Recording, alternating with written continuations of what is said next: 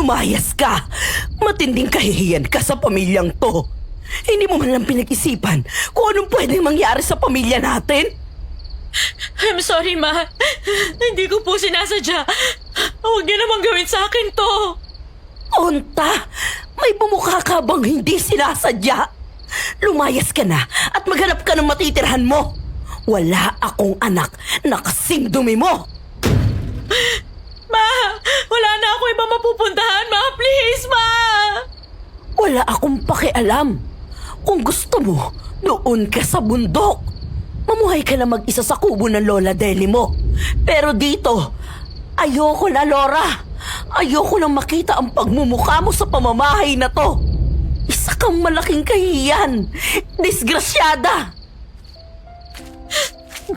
Sana na ako ngayon.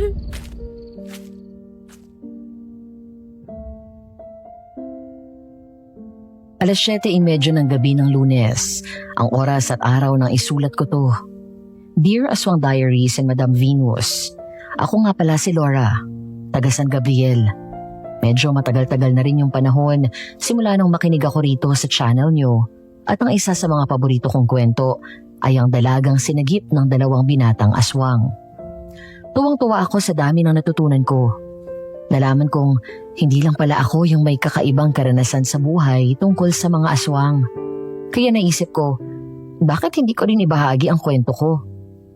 Sana magkaroon ng tsansang mabasa niyo po ang sulat kong ito at mai-ere dito. Gusto ko po kasing mapakinggan niyo rin ang kwento ko. Para sa karamihan, ang salitang aswang ay bahagi lang ng kwento ng mga matatanda. Karaniwang sinasabi tungkol sa kanila ay mga masasamang nilalang ng gabi na kumakain ng tao para mabuhay. Pero kailanman ay hindi napatotohanan. Isa rin ako sa kanila. Yung naniniwala na hindi totoo ang mga aswang. Pero mula nung itinakwil ako ng pamilya ko dahil hindi ako pinanindigan ng lalaking nakabuntis sa akin, doon ko napagtantong totoo nga talaga sila. At hindi lang yun basta-basta. Dahil ang kwento ng buhay ko ay tungkol sa pagpapakasal ko sa pinuno ng mga aswang.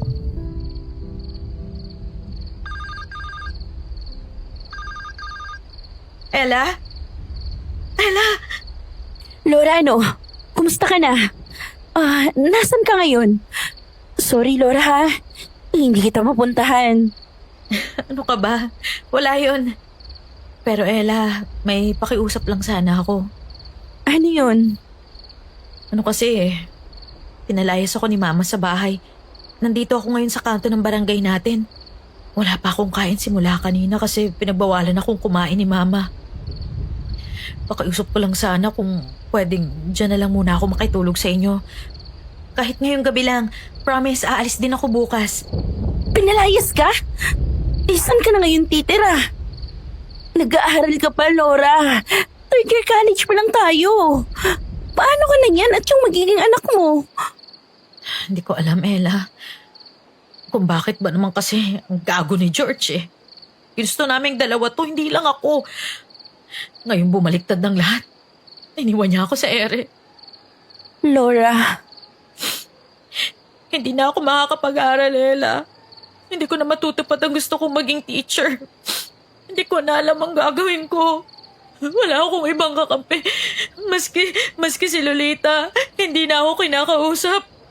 Akala ko siya yung magiging kakampi ko sa pamilya namin kasi kapatid ko siya. Pero hindi. Kung ano yung sinabi sa akin ni Mama, yun din ang sinunod niya. Kaya eto, mukha akong palaboy ngayon. Ay. Kung may magagawa lang sana ako. Pero alam mo kasi, sinabihan na din ako ni Mama kanina na kung sakaling kausapin mo daw ako na makikituloy ka rito. Sabihin ko daw na bawal. Ayaw raw niya kasing madamay yung pamilya namin. Alam mo, sinubukan ko namang magpaliwanag pero ayaw niyang makinig. Hindi naman madadama yung pamilya niyo . Isang gabi lang. Oo nga. Sinabi ko naman yan sa kanya. Pero ayaw niya pa rin.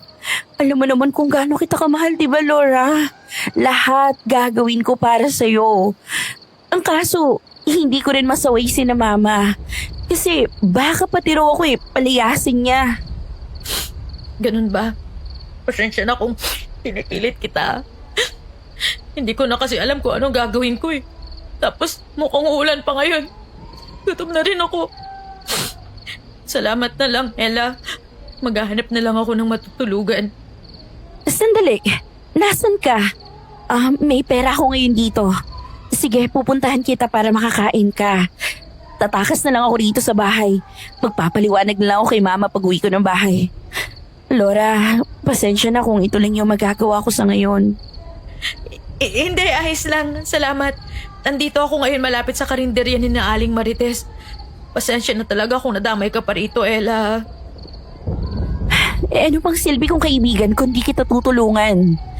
Babawi ako, Laura. Sige na. Salamat ulit.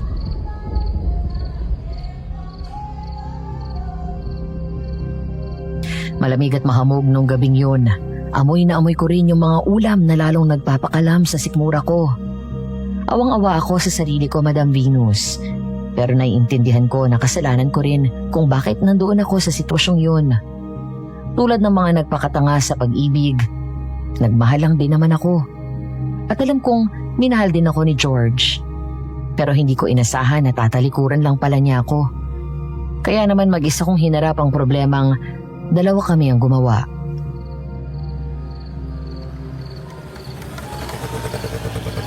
Laura! Ella?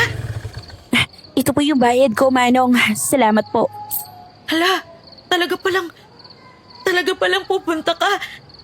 Baka mapagalitan ka ng mama mo. Ay, naku, wala akong pakialam dyan sa ngayon. Ang mahalaga yung maasikaso kita. Natatakot din kasi ako na baka kung ano yung mangyari sa'yo. Tapos tingnan mo, yan. Wala ka pang kain. Tara, dito tayo sa karinderya kumain.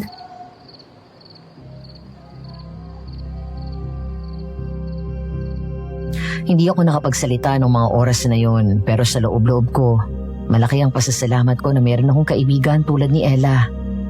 Hinayaan ko siyang kunin ang gamit ko na tinapon ni Mama at alalayan akong makapasok sa karinderya ni Aling Marites. Medyo marami-rami pa naman ang tao kahit 9:00 na ng gabi. Yung kaninang maingay na tawanan at kantahan na naririnig ko sa labas, nanahimik nung pumasok kami ni Ella. Sinalubong naman kami ni Aling Marites, ang may-ari ng karinderya. O Laura, Ella, kakain kayo? Opo sana, Aling Marites. Kung ayos lang po. Ayos lang naman. Ano bang kakainin nyo? Anong gusto mo? Kanin po tapos dinuguan. Dinuguan? Teka, pwede ba yun? Pwede naman siguro, no? Medyo nakikrave din kasi ako eh.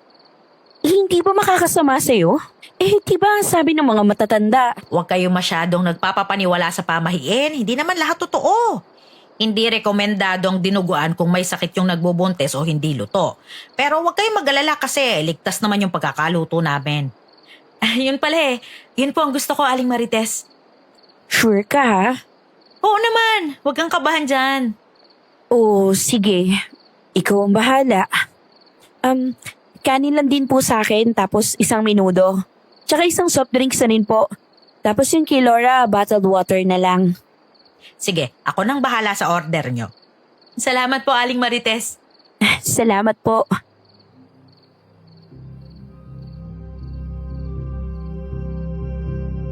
Naiwan kaming dalawa na tahimik, pero ramdam na ramdam ko yung mga titig ng mga tao sa loob ng karinderyang yun.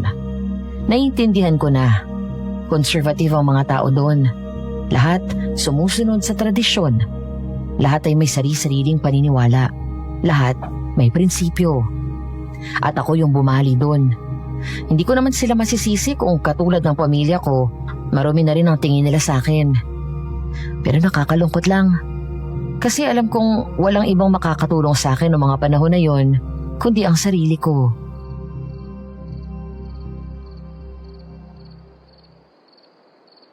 O eto na, damihan mo yung kain mo, Laura ha? Nangangayayat ka na eh. Stress lang po ito. Hindi maganda sa mga nagbubuntis ang ma-stress. Baka makunang ka. Hindi naman po siguro. Nanay rin ako, Laura. At alam ko yung hirap ng pagbubuntis. Kaya mas mabuti na yung magpakasiguro ka. kesa magsisi ka sa huli. Kung gusto nyo pa ng kanin, sabihan nyo lang ako. Hindi ko na padadagdagan yung bayad. Salamat po, Aling Marites. Ay, siya. Kumain na kayo riyan. Nagulat ako, Ella. Akala ko, katulad nila si Mama na ipagtatabuyan ako. Ibig sabihin lang nun, di lahat ng tao sa San Gabriel ay ayaw sa'yo. At saka kilala mo naman si Aling Marites, diba? Ilag yun sa tao. Tayo nga lang yung nagtsatsagang kausapin siya pag kumakain tayo dito sa karinderya niya. Kaya nga. Kumain ka na, dali. Para pagkatapos natin dito, sasamahan kitang pumunta sa kubo ng lola mo. Salamat talaga, Ella, ha? Nawawala na ako ng gana sa mundong to, sa totoo lang. Kaya salamat kasi hindi mo ako hinusgahan o iniwan sa ere. Kahit na alam mong pwede ka mapagalitan ng magulang mo. Okay na, Laura. Huwag ka nang magpasalamat, okay? At saka, para saan pa't magkaibigan tayo, di ba? Alam ko naman na kapag ako yung nasa sitwasyon mo, hindi mo rin ako pababayaan. Oo naman. Kaya tama na ang drama, ha? Kumain ka na. I mean, tayo pala.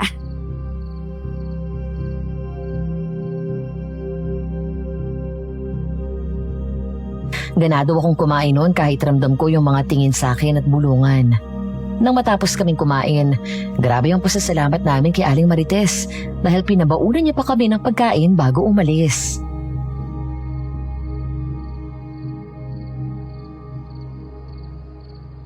Saan na tayo ngayon? Hindi ko nga rin alam eh. Na-try mo ba ulit tawagan si George? Try mo kaya?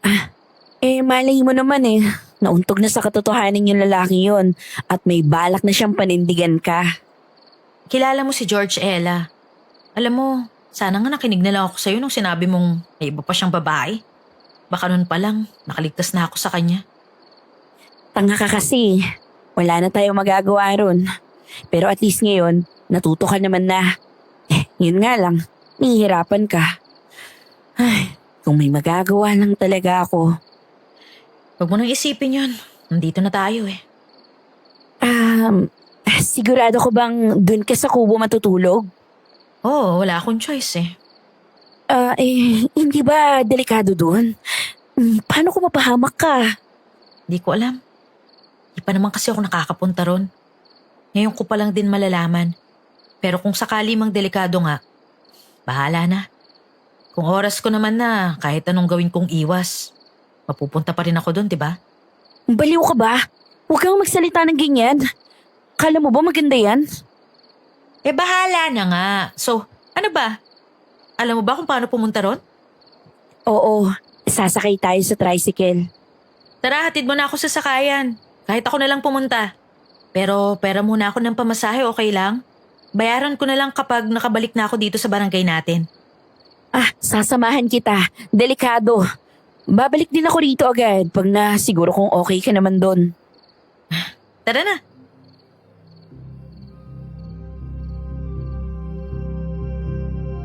Tahimik naming nilakad ang papunta sa labasan ng San Gabriel. Doon kasi nakaparada yung mga tricycle. Pagkarating namin doon, tamang-tama na may isa pang tricycle na natira. Kuya, naghahatid po ba kayo ng pasahero sa gubat? Kumunot ang noon ng driver sa tanong ni Ella. Nagtataka kung bakit sa dinami-rami ng gusto naming puntahan, sa gubat pa. Pero hindi rin nagtagal ay tumango siya. Kaya nagpasalamat kami't sumakay na.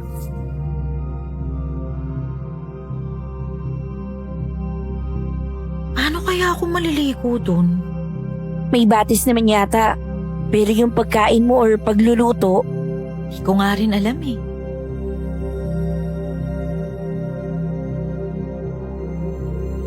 Sabay kaming bumuntong hininga ni Ella. Tahimik ang biyahe. Pero unti-unti na rin naming nararamdaman yung lamig habang papalapit kami sa kagubatan. sigurado ko ba rito? Parang ang creepy ng lugar. Wala rin naman akong ibang matutuluyan. Ito na lang ang choice ko. Kesa naman nasa kalsada ako. Sige na, tara na. Kuya, hihintayin niyo po ako. Babalik din ako agad. Ang dilim pala rito. May flashlight ka ba dyan? Oo, eto. At saka magulat ka kung gubat to tapos hindi madilim. Lalo't gabi na. Ay, kung bakit mo naman kasi kailangan ka pang palayasin ng mga magulang mo. Pero teka, alam mo ba kung saan banda yung kubo ng Lola Deli mo rito? Hindi eh. Hala, paano na yan? Pwede namang ako na lang yung maghanap tapos umuwi ka na. Late na rin oh. Baka hinahanap ka na ng mga magulang mo. Hindi yan. Baka ito na yung hinahanap natin.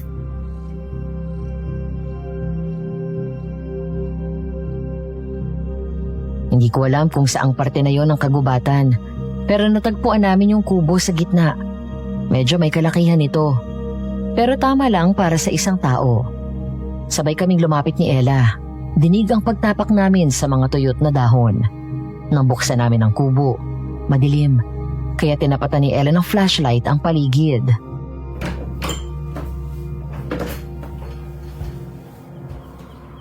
Wala bang ano rito? Lampara o gasera bang tawag doon? Tingnan natin sa loob. Paano kaya natiis ni Lola na tumira sa ganitong lugar? Tapos mag-isa pa siya. Di ba nga? Dito naman talaga karamihan nakatira yung mga taga-barangay natin. Lumipat lang sila. Ewan ko. Wala naman kasi talaga akong pakialam dati sa usapan ng matatanda eh. Kailan ka pa magkakapake? Pag naranasan mo na? Siguro. Naalala mo yung sinabi ni Aling Marites kanina? Huwag daw maniniwala sa pamahiin ng matatanda. Mabuti na yung sigurado. At saka diba yung kapatid niya na dating albularyo ng barangay natin, naputulan ng dila kaya hindi na nakakapagsalita. Tapos lumipat pa ng kabilang bayan. Sabi nila, dahil daw yun sa mga aswang. Kaya nga ilag si Aling Marites sa mga taga-barangay natin dahil baka sinumpa rin siya. Malay ko, huwag na nga natin pag-usapan, kinikilabutan ako eh. Ayan, yan yung ayaw maniwala ha. Ano bang ine-expect mo? Malamang kikilabutan ako kasi nasa gitna tayo ng kagubatan, no? Ay sus, eto may gasera. Kaso, paano ba ito paiilawan? Try mo alugin, baka may gas pa. Tingnan mo rin kung may mitsa pa. Oo, meron pa. Akin na nga. Hoy, ikaw ha? May dala ka pang lighter. Nagyosi ka pa rin siguro, no? Minsan na lang. Ay, Diyos ko, bawas-bawasan mo na yan. Baka mamaya, ano pang mangyari sa magiging inaanak ko niyan? At sino may sabi magiging ninang ka nito, ha? Sira ka talaga. Ako lang yung pwede maging ninang yan, no? Tingin ko, pwede na to. Paano? Uuwi na ako, Salamat uli, Ella. Mamimiss kita. Sana nga, magbagong isip na tita at pabalikin ka sa inyo. Kung hindi man, ayos na rin. Basta, makalayo na rin sa mga panghuhusga nila. Siya. Una na ako, Mag-iingat ka rito. Ingat ka rin.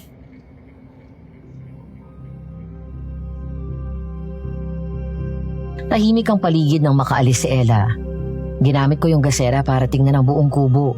May maliit na lamesa. May baul na pwedeng lagyan ng damit. May single bed na may nakatuping kulambo at may 2 bintana.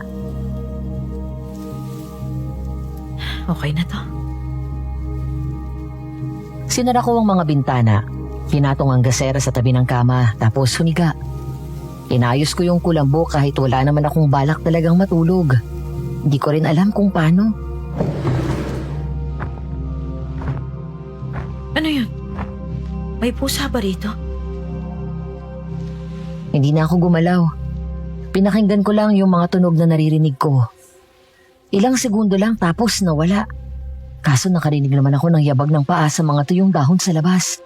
Mabagal. Paikot. Siguro hayop lang yun. Huwag ngayon. Pagod na ako.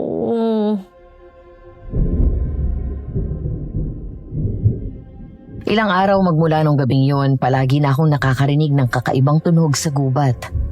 Minsan parang may tunog ng tiktik, paglalagas ng dahon, yabag sa tuyot na dahon at kaluskos sa bubong. Hindi ko na napigilan ang sarili ko. Madam Venus, nung gabing sinira na naman ang tulog ko. Bumangon ako sa kama at nagdesisyon na tignan kung ano ba yung palaging sumisira ng tulog ko. Di na ako natakot. Piko na lang ang nararamdaman ko.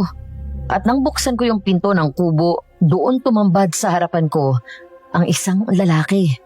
Makisig, matipuno, maputi at gwapo.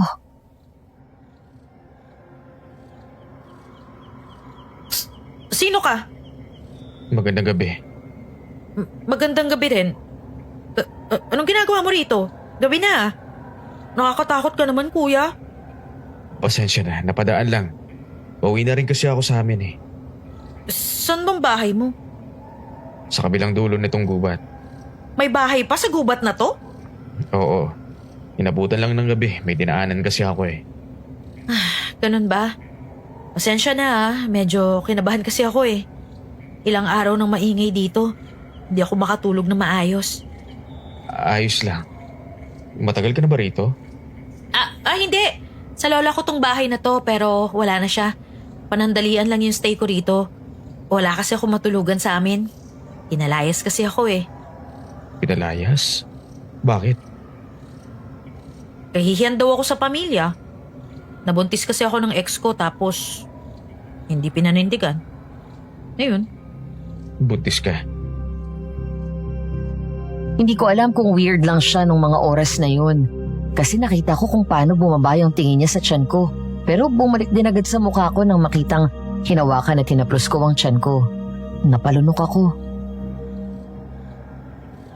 oo. Hindi ka pa ba uuwi? Pasensya na. Uuwi na ako. Wala yon. Ingat ka sa daan ah. Teka, ano palang pangalan mo? Rafael, ikaw naman. Laura.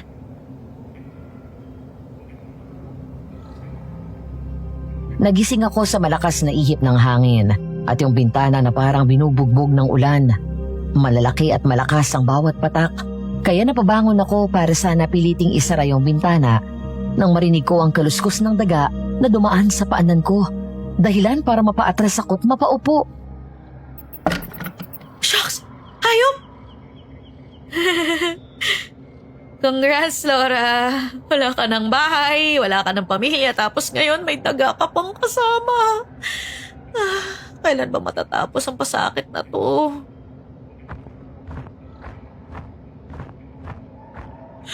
Please! Huwag ngayon. Napapagod na ako. Pagod na ako. Gusto ko na umuwi sa amin. Ilang araw na gano'n ang buhay ko. Nagtitiis sa mga lamok, sa ingay tuwing gabi, at sa mga araw na hindi ko alam kung challenge pa ba patungo sa magandang buhay o gustong sumuko na ako. Sa sobrang hirap, ayoko na talaga. Hanggang sa muli siyang nagpakita. Ano na naman ba yun? Di na ba talaga ako patutulugin ng mga to? Sino yan? Laura? Ikaw ba yan, Rafael? Ako nga. Gising ka pa ba? Mabilis kong kinuha ang gasera na nasa lamesa bago naglakad papunta sa pintuan. Nang buksan ko, bumungad sa akin ng lalaking may pinakamaamong ngiti. May hawak siyang bayong at mukhang nahihiyang nakaistorbo ng gabi. Nagising ba kita? Pasensya na ha. Hindi naman. Bakit? May dala kasi akong mga prutas. Nakita ko tong mga mangga sa kabayaba sa daanan. Kumakain ka ba nito? Kinuha mo para sa akin? Oo. Pakiramdam ko kasi hindi ka pa nakakakain ng prutas dito eh. Oo, hindi nga. Pasensya ka na ha. Kailangan mo pa akong dalhan ng ganito. Wala yun. Ako nga dapat na humingi ng pasensya kasi naistorbo na naman kita eh. Na naman? Oo, kasi nung una tayo nagkita, naistorbo rin kita. Oo nga pala. Pero ayos na yun. Patulog pa lang naman ako eh. Okay lang ba sa'yo to? O hindi ka tumatanggap ng mga galing sa hindi mo kilala? Kasi... hindi ako sanay. Ganun ba? Pasensya na. Pwede ko namang dali na lang itong mga to sa amin. Mukhang hindi ka pa nga talaga kumakain. Hindi ako gutom. Sigurado ka. Wala naman tong lason eh. Uy, hindi ah. Hindi naman sa ganun. Naiya lang ako kasi baka naistorbo kita, kinuhanan mo pa ako eh. Hindi, kunin mo na. Makain mo lang to, ayos na sa akin. Sige na nga. Pero gabi na. May pinuntahan ka na naman ba? Wala, pero sanay na ako sa gabi. Kung gusto mo, pwede kitang ayusan ng bubong bukas. May butas, di ba? Baka mamaya nababasa ka na dyan. Paano mo? Dumanaw ko kahapon. Naririnig kitang inaalis yung timba ng tubig. Malakas yung ulan nun. Akala ko nga nasiraan ka ng gamit eh. Gabi na rin nun ah. Minsan lang ako lumalabas sa araw. Hindi ka ba kinatatakutan dito? Sanay silang wala ako. Sige na, umuwi ka na. Baka anong oras ka na abutan dito eh. Sige, matulog ka na ha. Good night. Good night then, Rafael. Isang araw noon, Madam Venus, nagulat na lang ako nang nakarinig ako ng tunog ng martilyo. Parang nagpupukpok. Bumangon ako at nagmadaling lumabas ng kubo. Doon ko siya nakitang nag-aayos ng bubong.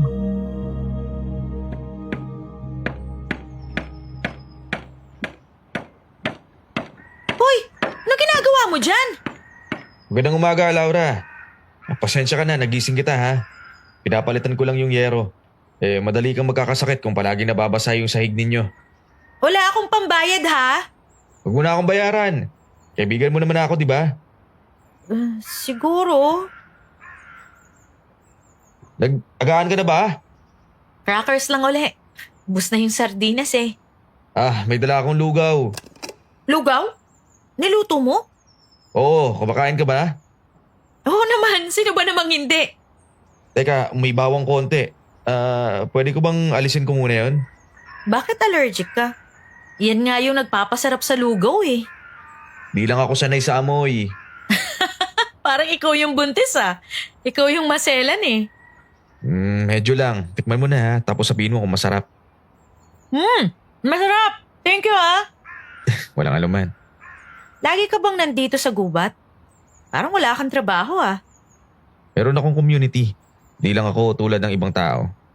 Anong ibig mong sabihin? Barangay ba? Barangay captain ka? Basta, mahabang kwento.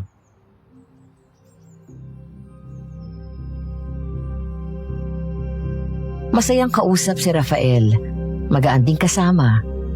Maraming beses na niya akong dinadala ng pagkain. Minsan sinasamahan niya rin ako tuwing gabi, lalo na kapag naririnig ko yung mga kaluskos.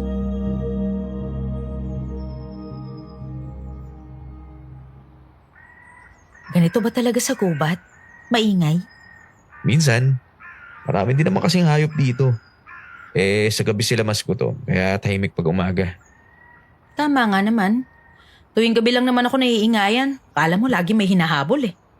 Natatakot ka ba?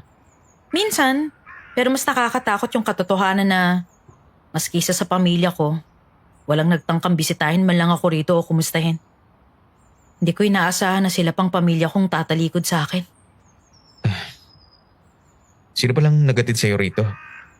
Yung kaibigan ko si Ella, Bakit parang di ko nakikita pumupunta dito? busy siya eh. Malapit na kasi yung pasukan. Lobat na rin yung cellphone ko. Wala namang kuryente rito. Kaya hindi kami makapag-usap. Ikaw, di ka ba mag-aaral? Paano kung buntis ako, di ba? Pwede naman yun ah. Marami naman siguro nakakapagtapos kahit buntis sila. How I wish.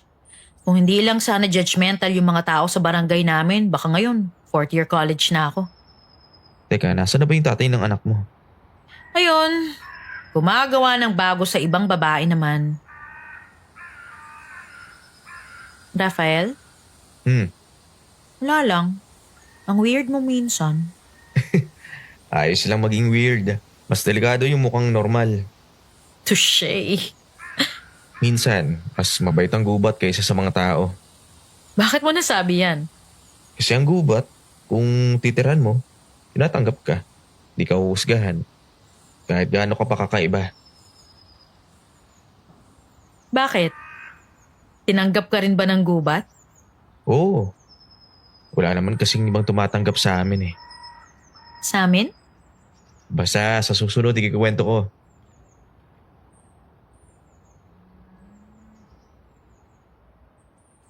Isang umaga, wala akong magawa. Kaya napagdesisyonan kong magligpit na lang ng mga gamit ni Lola Deli. Dahil nga matagal nang hindi natitirahan ng kubo, matagal na rin simula nung huling nalinisan yon, na sana hindi ko na lang ginawa dahil sa natuklasan ko.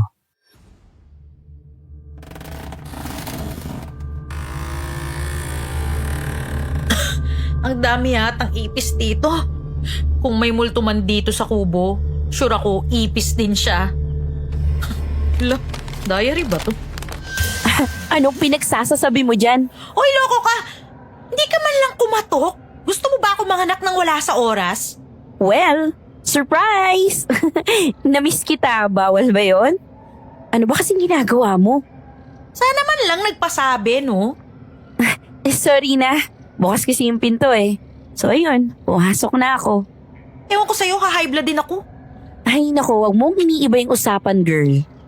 Ano bang pinagkakaabalahan mo rito? Wala. Mag-aayos sana ako kasi ang alikabok eh. Kaso binabahing ako. Tapos eto, may nakita akong notebook. Kay Lola yata. Halata naman no. Eh, siya lang naman mag-isa yung tumira dito. Buksan natin? Mamaya na yan. Asikasuhin mo muna to. Binilhan kita ng pagkain. Pang stocks mo. Sorry nga pala kung ngayon lang kita nadalaw ha. Ngayon lang kasi ako nakaluwag-luwag sa oras. Wala yun. Kala ko nga wala ka ng paki sa akin eh. Baliw, pwede ba yon? Kambal tuko tayo tapos pababayaan kita? Tinawanan ko lang nun si Ella. Alam ko naman kasing hindi niya ako pababayaan. Laking pasasalamat ko nga na siya yung naging best friend ko. Literal na sa hirap at ginhawa, magkasama kaming dalawa. Biscuit, crackers, tubig, bigas, mga pwedeng ulamin, yun ang dinala niya para sa akin. Tinulungan ko na siyang ayusin yon sa box na dala niya, nalalagyan ko raw. Pagkatapos ay umupo kami sa mesa para tignan ang notebook ni Lola. Adelina C. Revilla, 1967. Kubo ng Gubat, San Gabriel. Nakakatakot naman to. Agosto 21, may dumating na naman kagabi. Hindi ko nakita ang itsura, pero alam kong siya yun. Sinunog ko ang dahon ng sambong sa tapat ng bintana. Sambong? Pampaihi yun, di ba? Abay, ewan ko. Ano bang alam ko sa mga ganyan? Inainit ko ang asin. Nilagyan ko ng bawang ang pinto.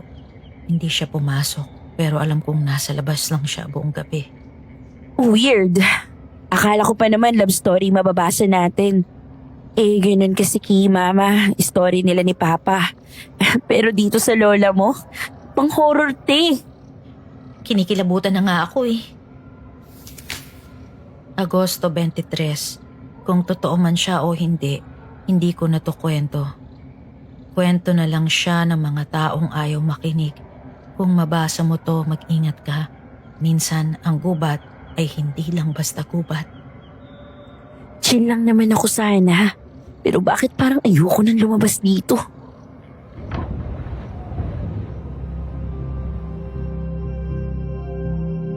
Tinitigan pa namin yung huling page. Wala nang sulat. Pero may guhit ng punit. Parang may tinanggal o baka may ayaw nang sabihin. Sana grocery list na lang to. Eto pa oh. Huwag mong hayaang kainin ka ng gabi. Minsan, hindi ka na babalik kapag nalamon ka na nito. Nakakakilabot. Hindi ko alam kung mas safe ba ako rito o mas madali lang akong pulutin kung sakasakali. Uy, kung maging aswang ka, pwede bang ako lang yung unang kagatin mo? Ayoko naman ng stranger danger. Baka ikaw pang may lahi. Mas madaldal ka sa demonyo. Tinawanan lang namin yun ni Ella. Pero sa loob-loob ko ng mga panahon na yun, kinakabahan ako. Hindi ko nga maipaliwanag kung bakit. Tuwing gabi rin lagi kong napapanaginipan si Lola. Sinasabi niyang mag-ingat ako. Kaso hindi ko naman alam kung saan ako mag-iingat. Kaya nung pumunta ulit si Rafael sa kubo, hindi ko na napigilang magtanong. May tanong ako. Ano yun? Naniniwala ka ba sa sumpa? Depende. Sumpa ba talaga o tinatawag lang na sumpa kasi hindi naiintindihan ng tao? May nabasa kasi ako nung nakaraan sa lumang notebook ni Lola. Parang kwento, pero parang hindi rin. Pakiramdam mo totoo. Alam mo ba yung mga nilalang nagising sa gabi? Marami silang klase at anyo eh. May connection ba yun sa gubat na to? Tingin mo, Hindi ko alam. baka malapit na yung sagot. Hindi mo lang masyadong iniisip.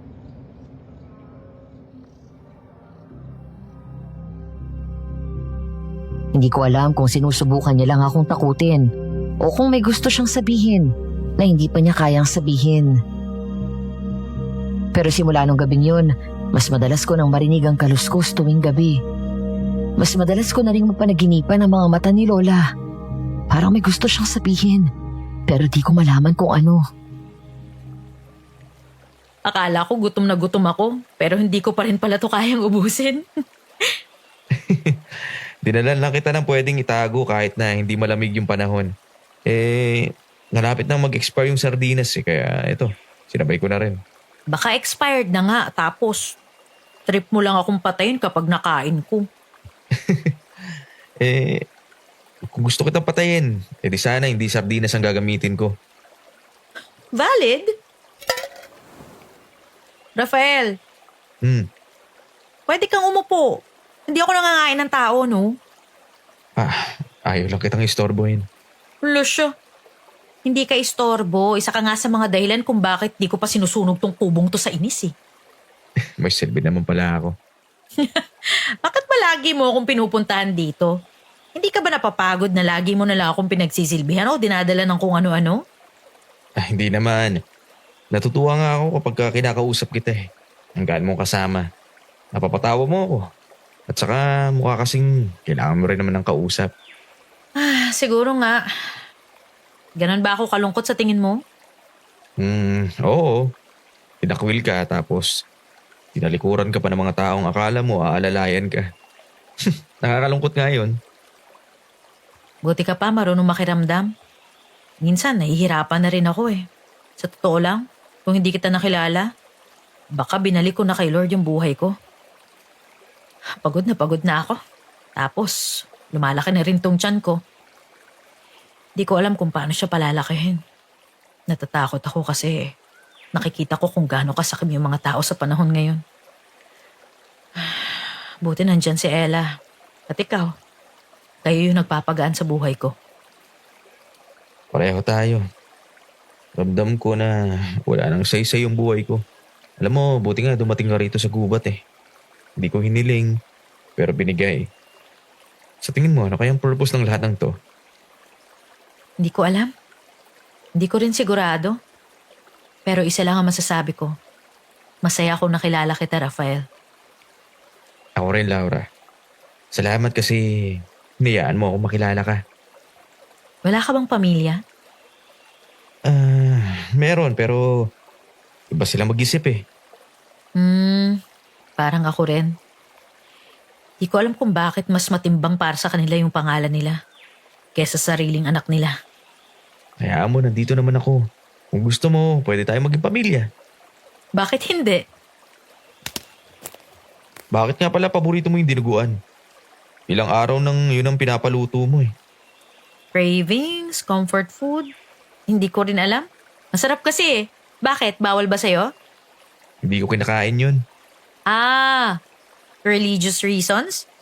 Sabihin na lang natin na sanay na ako sa lasa ng dugo. Okay. Huwag kang magalala, hindi ako baliw. Hindi naman agad yun ang iniisip ko, no? Ayos lang yan. Minsan, mas okay nang hindi mo agad malaman ang lahat ng bagay. Dahan-dahan lang. Ewan. Sanay na akong biglaan lahat. Parang biglang sipon. Hindi mo man lang mararamdaman, nandiyan na pala. Ganon din yung pagbagsak ko sa buhay. Parang kinabukasan lang. Wala na lahat. Hindi ka naman bagsak Maaaring papunta ron pero hindi pa at may pag-asa ka pang magbago. Same thing. Pareho lang masakit. Alam mo ba, karamihan sa atin, pinipiling maging halimaw. Hindi dahil yun ang gusto nila, kundi yun lang ang natitirang paraan para hindi ka kainin ng mundo. Parang ako lang. Hindi ka naman halimaw, Laura. Pero pakiramdam ko, ganun ako eh. Sa mata ng pamilya ko, sa mata ng barangay, sa sarili ko minsan. Ang halimaw ay yung tipong pag tumingin ka sa salamin, hindi na ikaw yung makikita mo. Pero kahit ganun, alam mo ikaw pa rin yun eh. Hindi ko alam. Parang araw-araw, hindi akong nawawala sa sarili ko. Kung ganun, gabi ka dapat. Kasi ang gabi, hindi kailangang makita para lang masabing totoo. Pwede ka pala minsan. May mga gabi lang talaga na hindi tahimik. Kaya kailangang mas mag-ingay para hindi ka kainin ng isip mo. Rafael? Hmm. Salamat ha. Para sa naman yan. Kasi minsan lang yung katulad mo na kahit sobrang gulo ko ngayon, pakiramdam ko okay pa rin ako. Di mo kailangan maging ayos para manatili ako. Nandito lang ako palagi kahit maging magulo ka pa.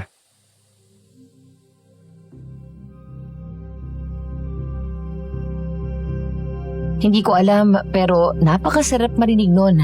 Kaya naman nanatili yun sa isip ko at parang sirang plakang paulit-ulit kong naririnig.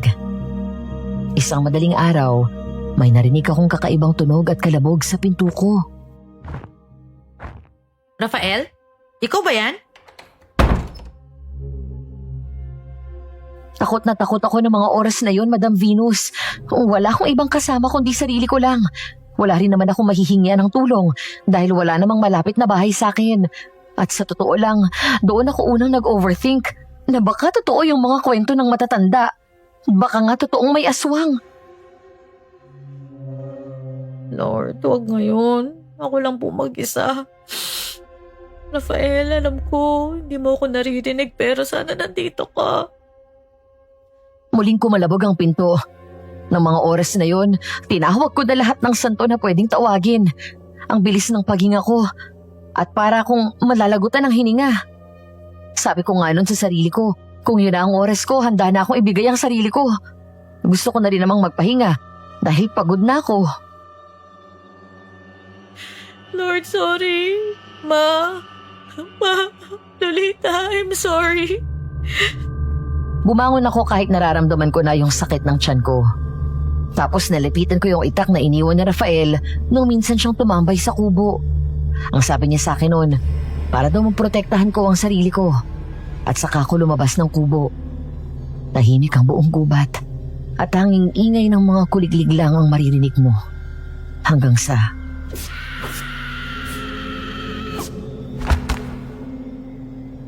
Laura! Mm. Ayos ka lang ba? Rafael, anong ginagawa mo? Ano nangyari sa binti ko? Kalma lang, Laura.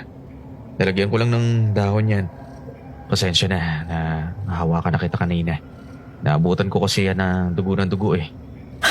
Pero, nung kagabi, Rafael, kagabi, may nanggulo dito kagabi. Hindi ko alam ang gagawin ko, pero, basta, takot ako, Rafael. Oh, shh. Laura, tahan na. Hindi ko alam yung gagawin ko. Sobrang helpless ko. Wala man lang ako nagawa para protektahan ang sarili ko. Ganun pa talaga rito. Yun yung dahilan kung bakit binabantayan ko yung kubat. Dahil sa ganun. Pero huwag kang mag-alala, ligtas ka na. Naisip kong kung ayos lang sa'yo, dito na ako matutulog mamaya para mabantayan ka. Ano ba sila, Rafael? Totoo ba yung sinasabi ni Ella na may aswang sa lugar na to? Kung sasabihin ko ba sa'yong oo, maniniwala ka.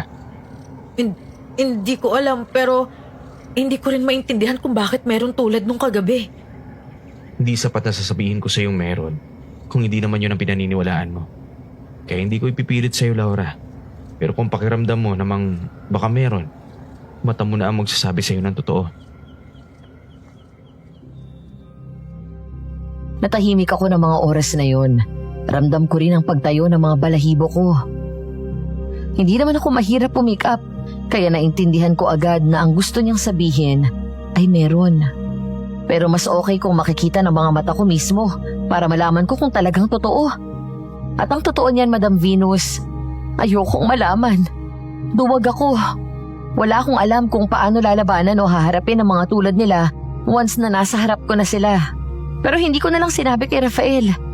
Kinagabihan, tinupad niya yung sinabi niya. Sa kubo nga siya natulog kasama ko. Sa sahig siya natutulog, banig ang sapin. Habang ako naman nakaupo sa mesa habang hawak ang dahon ng lagundi. Tahimik nung gabing yun, pero hindi ako makatulog.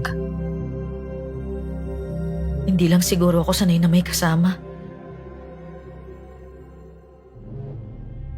Pero natigilan ako dahil sa isang bagay. Si Rafael, tahimik at mahimbing na natutulog.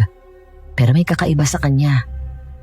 Kaya naman tahimik akong lumapit at umupo sa tabi niya. Doon kong napansin na malamig ang kamay niya. Hindi matigas kundi malamig talaga. Kaya lumapit pa ako, tinitigan siya sa muka. At doon ko nakita ang pulang mata niya. Nakapikit, pero malinaw na namumula ang ilalim ng talukap nito. Parang may apoy sa loob. Doon na ako napaatras at nabitawan ng dahon. Hindi totoo yan. Pagod lang siguro siya. Ilaw lang yan. Kasera, pero wala namang ilaw. Nanlamig ang buong katawan ko. Hindi ako nakagalaw sa kinauupuan ko at hindi rin ako nakatulog. Simula nung gabing yun, napuno na ng tanong ang utak ko. Parang walang nangyari. Nagawa pang magpakain ni Rafael ng manok, mag-igib ng tubig mula sa batis, at tabihan lang ako sa loob ng kubo habang tahimik akong kumakain ng niluto niya. Parang wala lang sa kanya ang lahat. Samantalang ako, gulong-gulo.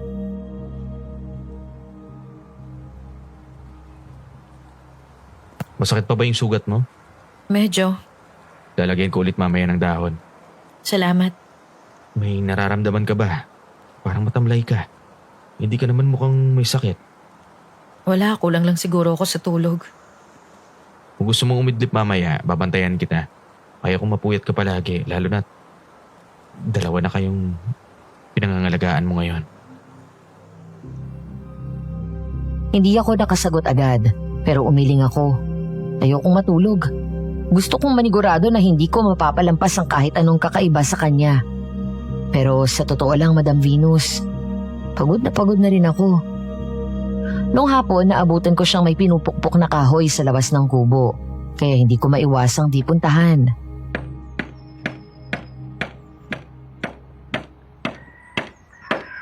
Anong ginagawa mo? Gusto mo bang marinig yung tibok ng anak mo? Ha? Pwede mo subukan. Rafael, may narinig akong tibok. Ang bilis! Buhay siya! Buhay siya at malakas ang loob niya. Parang nanay niya. Ewan ko ba? Baka dahil sa pagod o baka dahil noon ko lang talaga naramdaman na may buhay sa loob ko. Pero napaiyak ako noon. Ano kung maging katulad siya ng nanay niya? Na ayaw ng mundo. Na walang kahit sinong may gusto. Hindi mo kailangang patunayan kahit kanino na karapat-dapat ka, Laura. Hindi mo kailangan ng pahintulot nila para mabuhay. Natahimik kaming dalawa. May kung anong bigat na naramdaman ako sa dibdib ko. Pero kasabay nun, may gumaan din. Rafael? Kung aalis ako, magiging ligtas ka pa rin ba?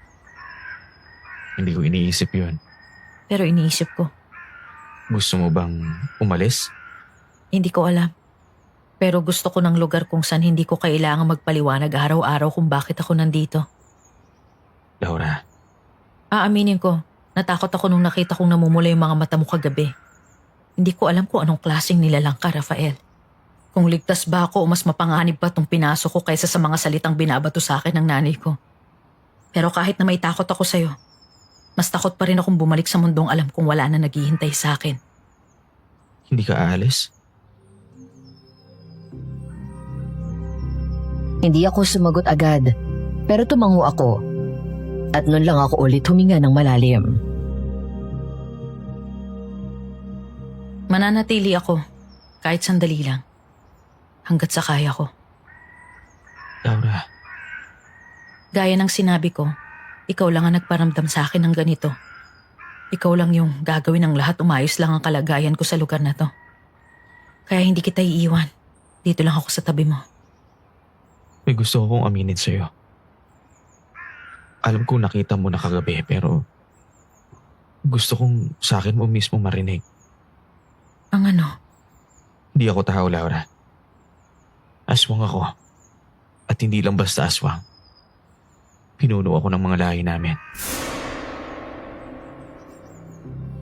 Parang nanlamig ang bato ko. Hindi siya gumalaw. Wala ring pagbabanta.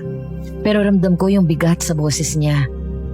Ibig sabihin lang nun, totoo yung sinasabi ni Ella. Hindi lang kwento ng matatanda. Hindi chismis, hindi haka-haka.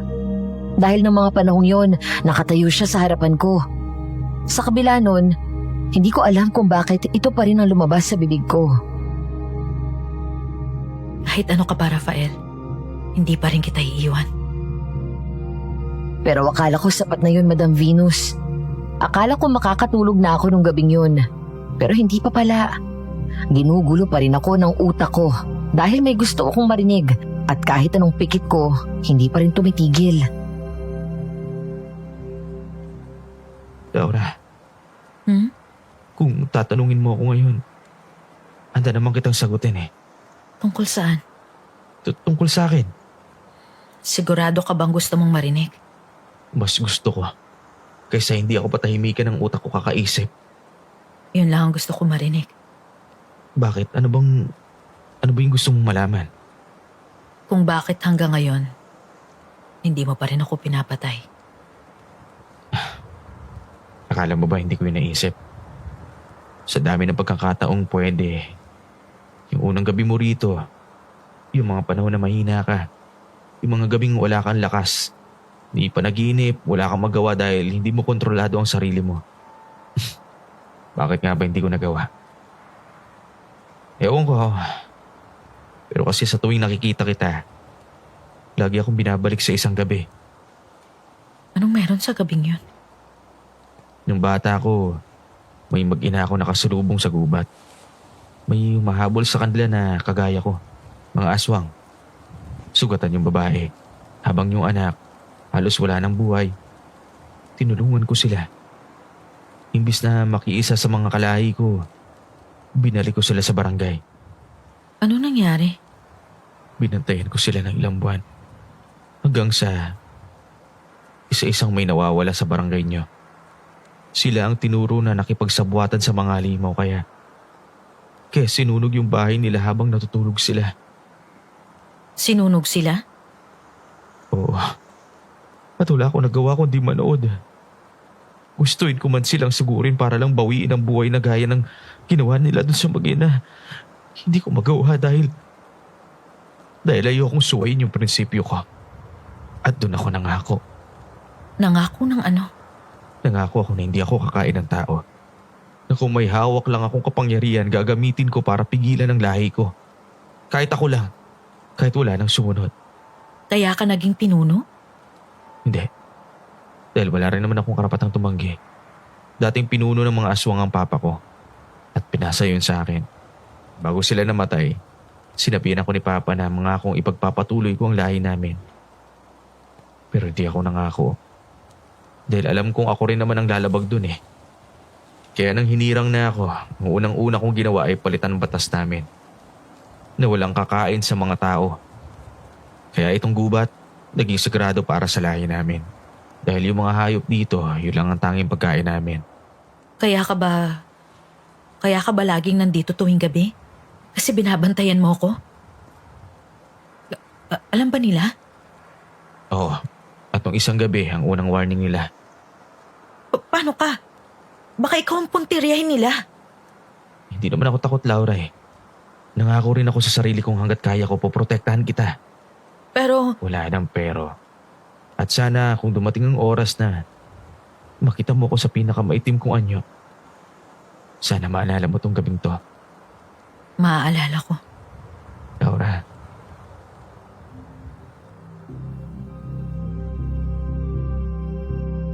Tahimik kami ng mga oras na yon, pero hindi natakot ang nararamdaman ko.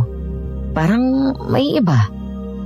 Yung uri ng katahimikan na hindi mo maipaliwanag, pero alam mong may mangyayari. At hindi ko na rin alam kung sino ang unang lumapit.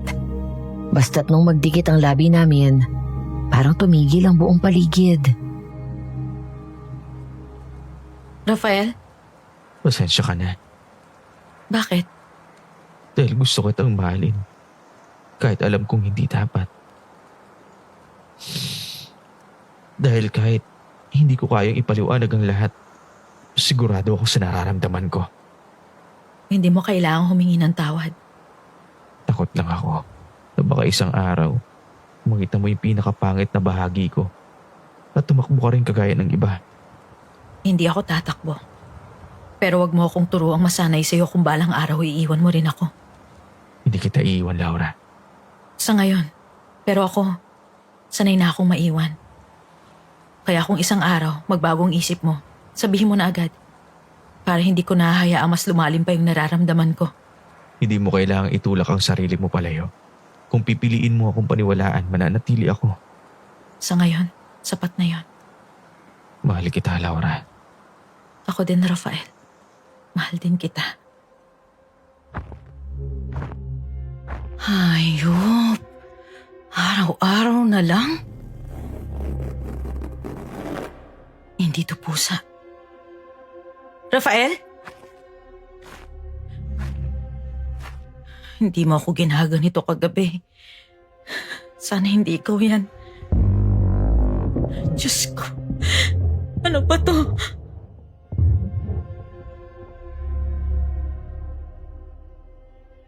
Akala ko sanay na ako sa gabi, Madam Venus. Pero yung ganun, alam kong hindi na yun bastang ingay lang. Para na akong kinukulong sa takot.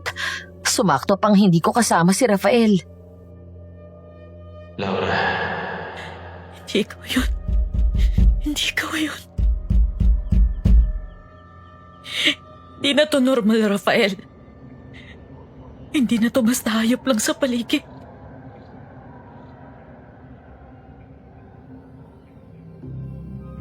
Hindi ako nakatulog nung gabing yun. Takot na takot ako na baka pag pumikit ako, hindi na ako ulit magising. Kaya nung pinuntahan ako ulit ni Rafael pagtapos ng gabing yun, kinumpronta ko siya.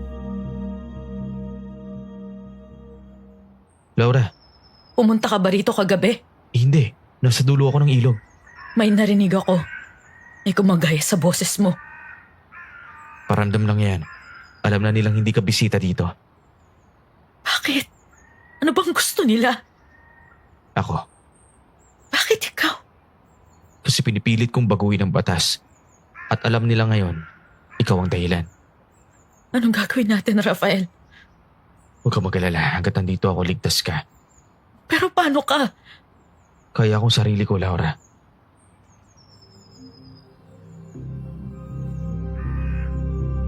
Sinamahan ako ulit ni Rafael na matulog sa kubo nung gabing yun. Pero hindi na tulad ng dati yung ingay. Mas malala. Parang may gustong pumasok. May gumagapang, may nagbubungkal, may sumisitsit sa labas. May tunog ng tik-tik na paikot-ikot sa bubong. Ramdam ko na rin ang bigat sa dibdib ko. Yung sikip ng tiyan na parang may tumutusok hanggang sa...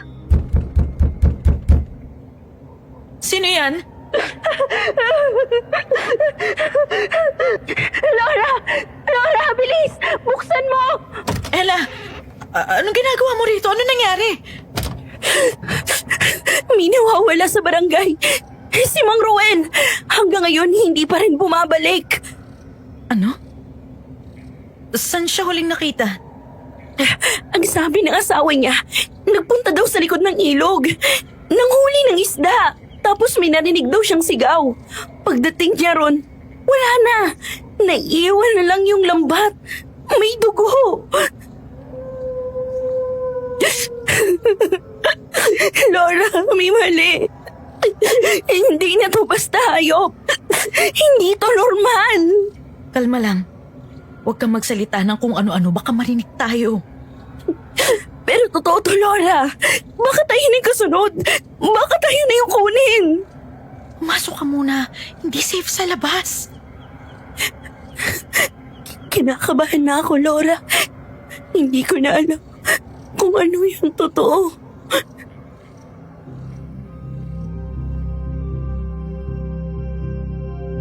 Nung mga oras na yon, hindi ko alam kung anong mas nakakakilabot. Yung sigaw sa gubat o yung takot sa mata ni Ella. Kasi kahit anong pilit kong sabihing ligtas pa kami, parang may mga matang nanonood sa dilim. Walang lalabas ngayong gabi. Sino yan? Si Rafael. Akala ko, mag-isa ka lang dito. Ikaw yung lalaki, di ba? Kilala mo si Rafael? Hindi. Pero noong nakaraan, dapat pupuntahan kita rito eh. Hindi lang kasi si Mang Roel yung nawawala, Laura. Pangatlo na siya. Tapos, gabing-gabi na nun, may humabol sa akin. Pero hindi ko matandaan kung ano. Pero siya yung tumulong sa akin para makalabas sa gubat. Rafael, Anong ginagawa niya rito, Laura? si Rafael ang nagbabantay sa akin dito, Ella. Nagbabantay? May naririnig din ako rito. Pero ngayon, mas malala. Mas maingay. Laura, hindi kaya siya yung nasa diary ni Lola Deli? Alin? Yung nagbabantay sa kanya tuwing gabi. Yung... Hindi ko alam, Ella. Baka siya. O baka naman hindi eh. Kung ganun... umalis na tayo dito, Laura. Aswang yan. Papatayin niya tayo. Baka siya yung kumuha sa mga... Kumalma ka, Ella. Maririnig ka nila. Hindi ko kayo sasaktan, kaya hindi mo kailangang matakot sa akin. Pero tingin ko kailangan mo magpalipas ngayon dito ng gabi. Delikado sa labas. Hindi biro ang ingay nila ngayon. Huwag kang maglala. Sa labas ako magbabantay. Pero Rafael, Takot sa akin ang kaibigan mo, Laura. Naiintindihan ko yun. Basta ang malaga, ligtas kayo. Ako na sa labas. Dito lang kayo, ha? Bakit mo siya pinatuloy rito? mabait si Rafael, Ella. Siyang nag-aalaga sa akin dito. Siyang nagpoprotekta sa akin. Pero aswang siya. Oo, pero anong pakialam ko? Siya lang ang kakampi ko rito. Kung wala siya, baka mas nauna niyo pa akong nabalita ang nawawala o baka patay na. Laura, Natakot din ako nung una, Ella. Pero mas matimbang sa akin yung panahon na sinasamahan niya ako. Nung panahong wala miski isang nandito para sa akin. pero nandito naman ako ah. Sinusubukan ko namang puntahan ka pa rin kahit papaano. Pero sa mga gabing mas kailangan ko. Sa mga gabing takot na takot ako dahil hindi ko alam kung bukas ba magigising pa ako. Sinong nandyan para sa akin? Ikaw ba? Hindi. Si Rafael lang. Nagpapabilog ka sa kanya, Laura. Huwag muna tayong mag-usap, Ella. Hindi mo naman ako maiintindihan kahit anong paliwanag ko eh. Pinuntahan kita rito kasi alalang-alala ako sa kalagayan mo. Nagmakaawa ako kina tita na ibalik ka na sa inyo dahil delikado ka na sa gubat na to. Tapos ganito, eto lang yung gagawin mo sa akin.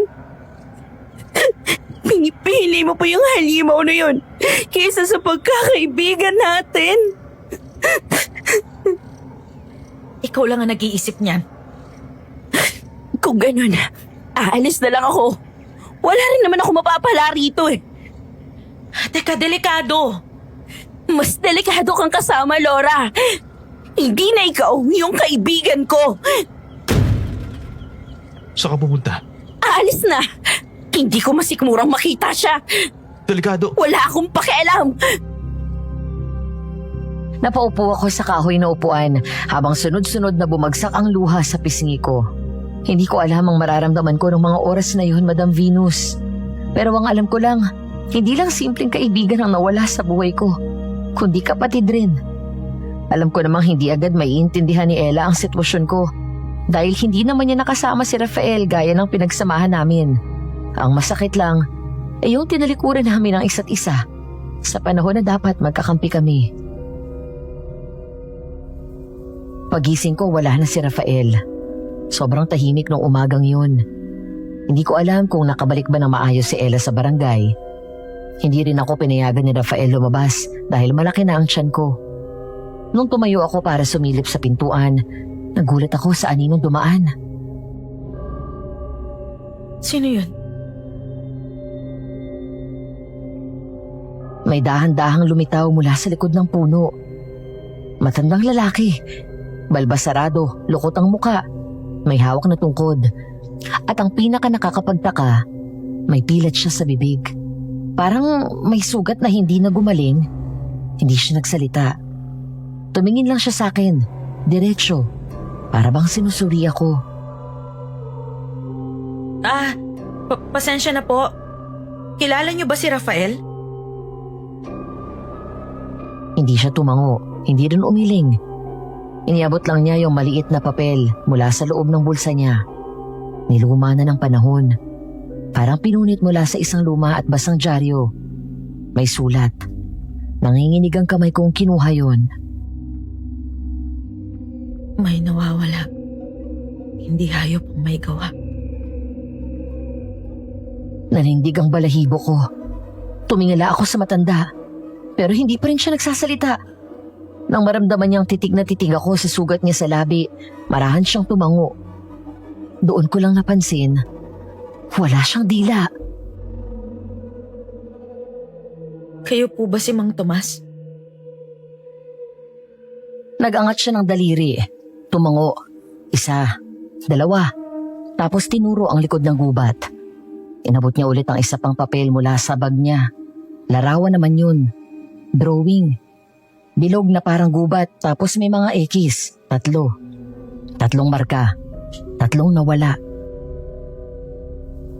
Ibig niyong sabihin, may susunod pa? Tumango siya ulit. Mas mabilis ngayon. Tapos tinuro ako. Tinuro ang paligid ng kubo. Tapos ang langit. Para bang sinasabing nagbabantay sila. Naririnig nila. Ano yun? Pero si Mang Tomas hindi natinag. Tinalikuran niya lang ako at umalis. Bago siya tuluyang mawala, nilingon niya ako. Matalim niya akong tinitigan. Tapos marahang tumango. Parang babala. Hindi ko pa rin siya kilala. Hindi ko alam kung ano yung mga pinakita niya. Pero isang bagay ang sigurado ako. Hindi siya lumapit para makipagkwentuhan. Lumapit siya kasi alam niyang may paparating. Laura, Rafael, saan ka ba galing? sa labas ng barangay nagbabantay ako. May kutob na kasi ako kagabi pa eh. May nakita ka ba? Hindi ako nakakita. Si Ella. Si Ella? Ano nangyari sa kanya? Nakita niya ako. Sinugod niya ako habang umiiyak. Galit na galit siya. Hindi ko na siya mapigilan, Laura. Si Lolita. Anong meron kay Lolita? Nawawala siya. Ang sabi ni Ella, huli siyang nakita sa palayan kaninang madaling araw. May narinig silang sigaw. Pagdating nila, wala na. Dugo na lang ang naiwan. Hindi totoo yan. Hindi siya lalabas nang hindi nagpapaalam. Hindi siya mawawala ng gano'n na lang. Laura, Hindi mo ba sinabi, Rafael? Hindi mo ba sinabi na hindi mo na sila hawak? sinabi ko. Pero hindi pa rin ako pinaniwalaan. At ngayon, ikaw na ang tinamaan. Doon na ako tuluyang nanghina. Parang may gumuhit na malamig sa pagitan naming dalawa. Hindi lang si Lolita ang nawala. Pakiramdam ko, pati ako. Hindi ko alam kung ilang oras na akong nakaupo. Hindi ko alam kung ilang beses ko nang sinabi sa sarili ko na hindi pa tapos ang lahat. Pero mas lalong hindi ko alam kung paano pa ako magtitiwala. Kung kahit sariling kapatid ko, kinuha na rin nila. Laura, Malis ka na muna. hindi kita kayang iwan ngayon. Di ba ginawa mo na yun kanina? Hindi ako aalis para lang takasan ka. Magbabantay ako. Pero wala ka pa rin nagawa. Kahit na ikaw yung pinuno. Kahit ikaw yung nagsabing poprotektahan mo ko. Pati kapatid ko, kinuha pa rin nila. May dapat kang malaman. Mas masakit ba dyan kaysa sa pagkawala ng kapatid ko? Hindi lahat ng aswang ay kakampi ko. Hindi lahat sumusunod sa akin. Anong ibig mong sabihin? Matagal nang may gustong umiwalay sa pamumuno ko. Matagal ko nang nararamdaman. Pero hindi ko alam na aabot sa ganito. Sabihin mo na lang kung sino. Si Gael. Gael? Matagal na siyang kasama ng papa ko. Noon pa man. Nung ako na ang pinuno, siya yung pinakaunang tumutol. Ayaw niya sa batas. Ayaw niyang tigilan ng pagkain ng tao. Pero tiniis ko kasi akala ko makikinig siya eh. Hanggang sa dumating ka. Bakit ako? Dahil alam niyang importante ka sa akin at para sa kanya, kahinaan yon. Para sa kanya, kahihiyan. Isang pinuno na nagmahal ng tao. Simula na dumating ka, mas naging lantad ang galaw niya. Unti-unti niyang kinakalaban ang pamumuno ko. Lumagawa siya ng sarili niyang batas. Nang bubuyo ng iba naming lahi para pumatay ng tao. Kaya pala hindi na kayo tahimik. Kaya pala may mga nawala. Kaya pala palaging maingay dito tuwing gabi. Si Gael, siya ang may gawa nun. Hindi ko to sinabi para malinis ang pangalan ko. Gusto ko lang malaman mo. Hindi akong kalaban mo dito, Laura. Hindi ko alam kung anong mas nakakatakot. Ang malamig na plano ni Gael o ang ideyang kahit si Rafael hindi na kayang pigilan ang sarili niyang mundo. Kung alam mo may ganito, bakit hindi mo ako binalaan? Dahil umaasa ako matatapos to nang hindi nagkakasakitan. Pero nagkamali ako. Oo, nagkamali ka. Pero hindi pa huli ang lahat. Hindi ko alam. Hindi ko alam kung kanino pa ako kakampi. Lahat ng sandalan ko, parang nawawala isa-isa. Kung papayag ka, sumama ka sa akin. Hanapin natin si Gael para tapusin to. Pagkatapos naming mag-usap ni Rafael, lumabas ako. Hindi para tumakas, kundi para makahinga. Para lang makalayo, kahit sandali sa gulo sa loob. Pero kahit anong iwas ko, hindi talaga ako tinatantanan ng paalala. Sa may likod ng kubo, nakita ko yun. Isang bakas ng bagong dugo. Dito galing sa akin. Sinundan ko ang bakas. Mula sa damuhan, patungo sa mga ugat ng puno. Pababa, paikot, hanggang sa parang may dumaan. May gumapang, may dumukot. Sino yan?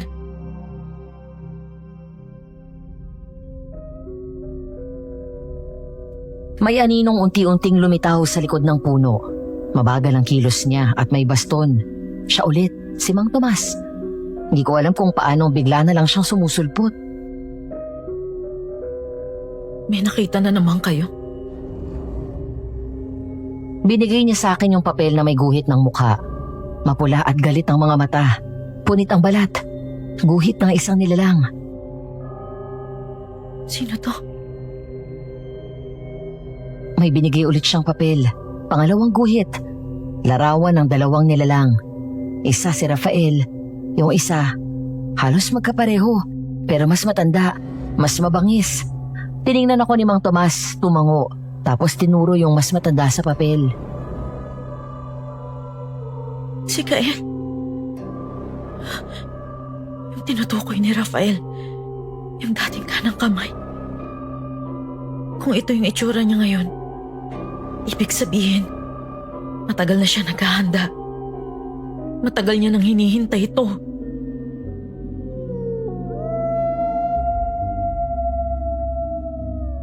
Tumingin ulit sa akin si Mang Tomas. Matalim. Parang sinasabing hindi pa tapos. Hindi pa yon ang pinakamasama. Kailangan naming mauna bago siya. Hindi ko makakalimutan ang gabing yun, Madam Venus. Dahil doon ko siya unang nakita, si Gael. Hindi ko makakalimutan ang itsura niya habang nakatayo sa ibabaw ng isang malaking ugat ng puno na may nakapulupot na ahas. Ang mga mata niyang nagliliwanag. Mga mata ng aswang na gutom. Nagkatotoo ka talagang hinala ko. Nandito ang kahinaan mo. Umalis na kayo rito. Wala kayong karapatang pumasok sa lugar na to. Lugar natin to, Rafael. At alam mo, matagal na akong naghihintay ng oras na to. Matagal na akong naghihintay na magkamali ka. Ayoko nagdahas pero wag mong ipilit ka eh. Dahil mas pinili mong mahalin ng isang tao kaysa ipaglaban ang sarili mong lahi. Tao ang dahilan kung bakit tayo natatago. Kaya tayo pinapatay. Kaya tayo nagugutom. At ngayon, ang pinuno natin ay may iniibig na isa sa kanila. Kahiya-hiya. Kung pagiging aswang ang sukatan ng dahas at gutom, hindi ako kagaya ninyo. Kaya nga dapat ka ng palitan. Pati mga walang laban itatamay mo.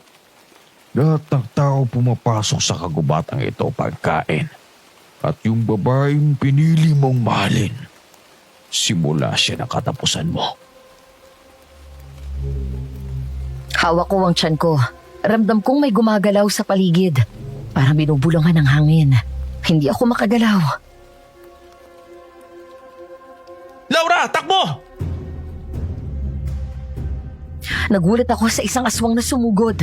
Isang matinis na sigaw ang narinig ko. Tapos may humarang. Nakita kong tumilapon ang aswang sa isang puno. Narinig ko ang tunog ng baston sa lupa. Bumalik si Mang Tomas. Nakaangat ang kamay. May hawak na anting-anting.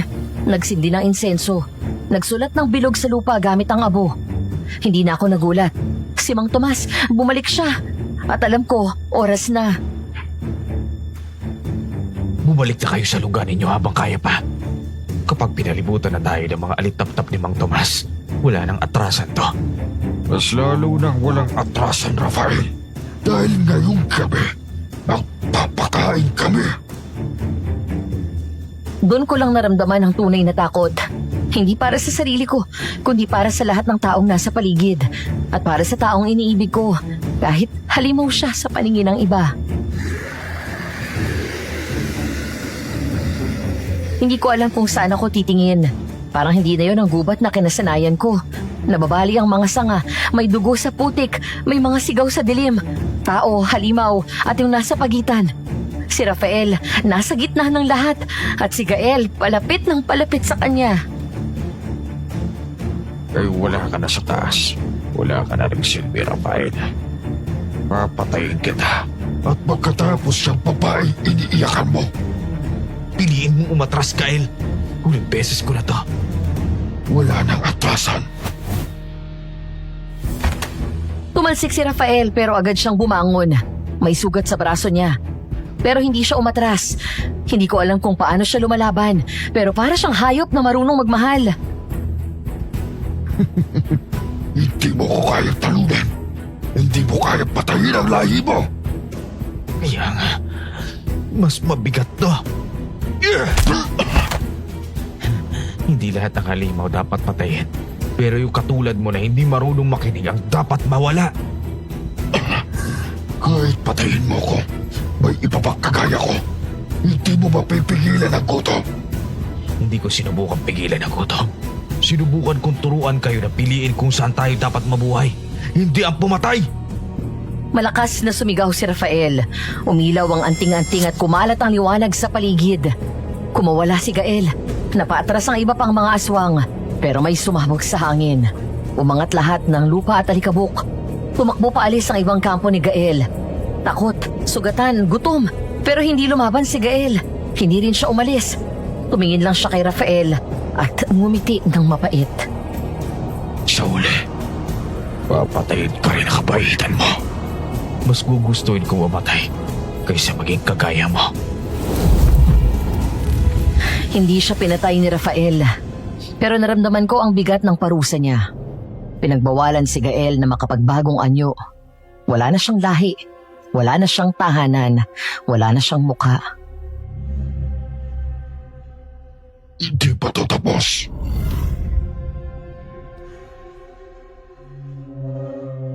Noong gabing yon natapos ang digmaan. Pero nagsimula ang mas mabigat na tanong. Saan ba talaga ang tahanan ko?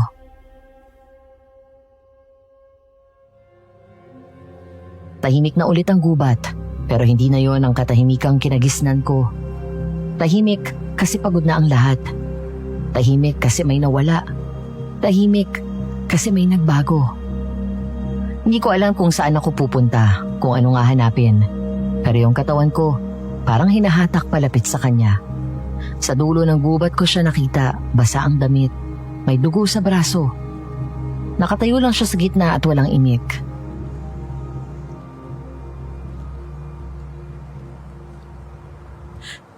Rafael, Buhay ka. dahil sa'yo. Kulang pa yung ginawa ko. Rafael, Bakit kahit ilang beses kong pilitin na gawin ang tama, palaging may nasasaktan? hindi mo kasalanan yung ginawa ni Gael. Pero akong pinuno nila. Ako yung dapat pumigil sa kanya. Pero ako pa rin yung dahilan kung bakit siya nagrebelde. Hindi ikaw ang dahilan. Nagkataon lang na ikaw yung pinili niyang panagutin. Gusto ko lang namang mamuhay ng tahimik eh. Mamili para sa sarili ko. Pero bawat akbang ko palayo sa kagat ng lahi namin, parang mas nalulunod ako. Hindi mo kailangan buhatin lahat. Ano kung ikaw rin? Madamay. Masaktan. Mawala ka rin kagaya ng iba. Hindi mo ko kailangang ilayo para lang hindi mo ako masaktan. Papatayin ko si Gael kung kinakailangan. Pero pinipili kong hindi. Hindi dahil sa awa. Kundi dahil pag pinatay ko siya, baka tuluyan ko nang makalimutan kung sino ako. Rafael, Takot ako, Laura. Takot ako sa kabila ng lahat ng pinili ko. Baka sa uli, mawalan pa rin ako na karapatang piliin ka. kung yun ang iniisip mo, Rafael, piliin mo lang ako ngayon. Kasi pinipili pa rin kita. Pagod na ako, Laura. Pagod na rin ako. Unti-unti akong lumapit kay Rafael at saka siya niyakap. Basang-basa kami pareho. Walang nagsasalita sa amin, ni wala rin gumagalaw. Pero yung yakap namin sa isa't isa, parang may pinangahawakan. Bumalik ako sa barangay namin. Hindi naman ako umaasa na tatanggapin pa rin nila ako, Madam Venus. Pero iba pa rin pala yung kirot pag nasa harapan mo na ang totoo. Iba na ang tingin nila sa akin. Iba na yung mga mata. Mas matalim pa kesa nung kumalat na nabuntis ako't hindi pinanindigan. Pero kahit ganun, sinubukan ko pa rin. Baka sakaling may natira pa.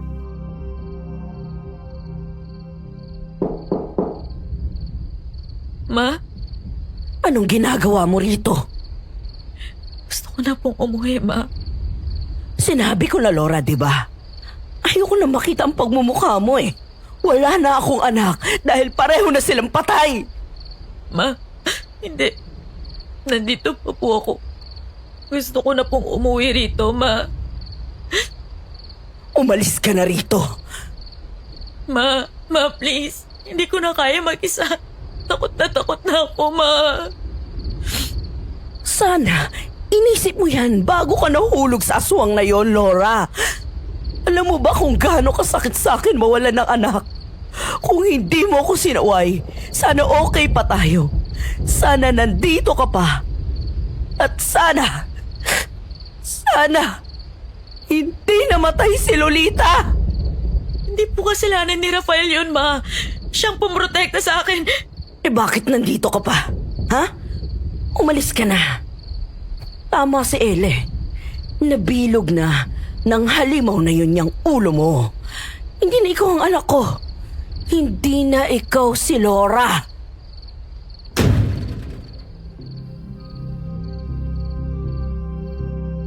Para akong binalik sa umpisa. Noong gabing itinakwil din ako dahil nabuntis ako ng walang ama. Ang kaibahan lang, kung hirap akong tanggapin noon, Madam Venus, ngayon, ang dali na lang. Hindi ko na nakausap si Ella dahil wala na ring tao sa bahay nila. Hindi ko alam kung umalis ba sa San Gabriel o nagtago lang. Alin man doon, ang mahalaga na lang sa akin, may babalikan ako noon. Dahil bumalik ako sa gubat, kung saan dama kong tanggap ako at hindi kailanman nahusgahan. At hindi ko kailangan mamilit ng kahit sino para mahalin ako.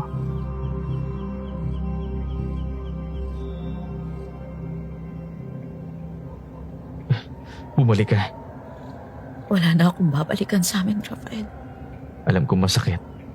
Ganyan din yung naramdaman ko nung tinalikuran ako ng grupo nila Gael. Alam kong hindi ito ang gusto mong marinig pero laking pasasalamat ko kasi pinili mo pa rin bumalik dito.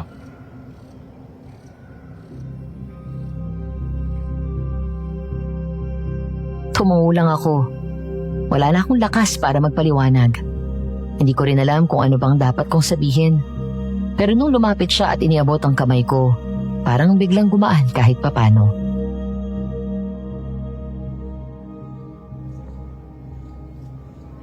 Hindi ko alam kung anong klaseng buhay ang meron dito para sa'yo. Pero kung papayag ka, gusto kong simulan ulit natin. Tayong dalawa sa mundo natin. Hindi ko alam kung tama to. Pero ito lang yung lugar na hindi ako itinaboy.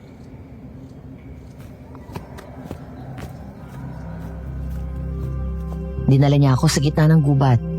May ilang mga nilalang sa paligid. Hindi na nagtatago. Tahimik lang silang nakatingin. May mga ilaw ng alitap-tap, mga dahong tinahip ng hangin. May isang matandang lumapit sa amin. Wala siyang sinabi. Pero may hawak siyang lumang tela. Iniabot niya ito kay Rafael. Tumango si Rafael, tapos hinawakan niya ulit ang kamay ko. Wala tayong simbahan. Walang bisita. Pero kung papayag ka, Laura, sa gabing to, gusto kong ikaw na ang kasama ko sa lahat ng bagay. Hindi ako nagsalita. Pero hindi ko na rin binitawan ang kamay niya. Doon kami tumayo. Sa harap ng mga matang hindi ko man kilala, pero hindi rin ako hinusgahan. Nagpalit kami ng big kiss. Lumang tela lang, walang singsing. Pero sapat na yun. Nagkatinginan kami. Walang drama, walang luha. Pero alam kong pareho naming pinili yun. At siya ang pinili ko. Handa ka na? Matagal na.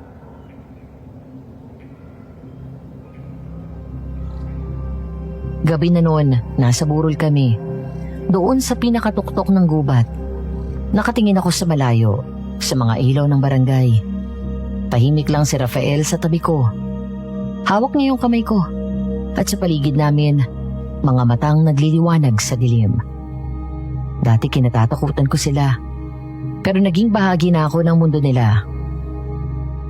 Hindi ako naging reyna.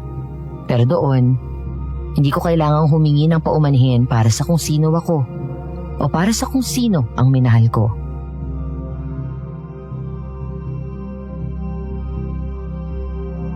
Salamat kasi tinanggap mo ko, Laura.